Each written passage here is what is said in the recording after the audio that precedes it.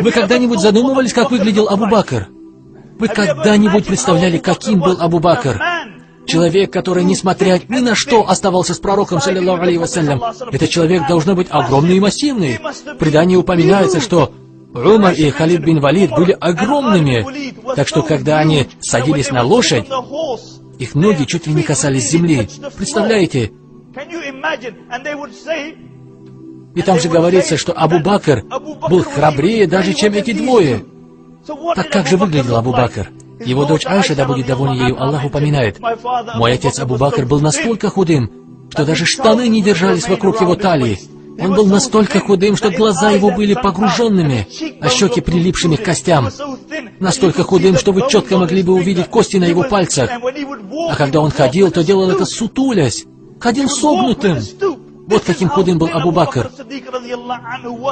Но говорится, что хотя Абу Бакр и был самым слабым телом, но когда приходило повеление Аллаха, он становился самым сильным. В случае с Абдуллахом ибн Мас'удом, у которого были очень тонкие голени, так вот, когда он взбирался на дерево, сподвижники, смотря на его тонкие голени, начали смеяться. Пророк, саллиллаху алейхи вассалям, спросил сподвижников: «Что рассмешило вас?» Сподвижники ответили: «Тонкие голени Абдулла ибн Мас'уда».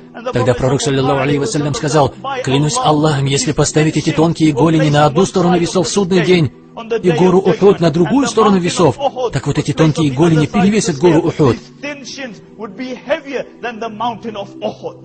Почему? Потому что каждый грамм, каждая мышца и каждая вена была использована на пути Аллаха.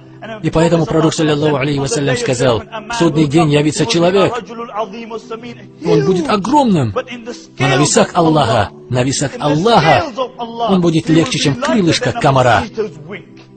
Почему? Потому что нет в нем блага, нет в нем благого. Потому что он не думал о людях, он не задумывался об ответственности перед Аллахом. Именно такие люди и будут иметь вес. На самом деле, вы можете не иметь высоких положений в мирской жизни. Возможно, вы не можете иметь шикарную машину. Возможно, вы не живете в роскошном районе. Но важно ведь не это, а ваше состояние перед Аллахом, ваша покорность повелениям Аллаха. Именно это определяет ваше состояние.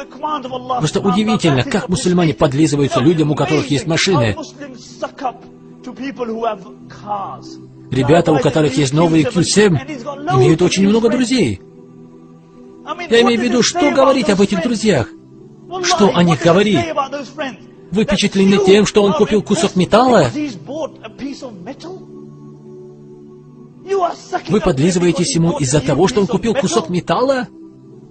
Вы уважаете людей, основываясь тем, где они живут? Неужели пару кирпичей являются для мусульман основой проявления уважения? А были ведь времена. Какого размера был дом пророка, саллиллаху алейхи вассалям? Размер дома пророка, алейхиссаляту вассалям, был таким: 4 метра на 5 метров. И это был полный размер дома пророка, алейхиссаляту вассалям. А разве был дом в истории человечества более благодатный, чем дом пророка, саллиллаху алейхи вассалям?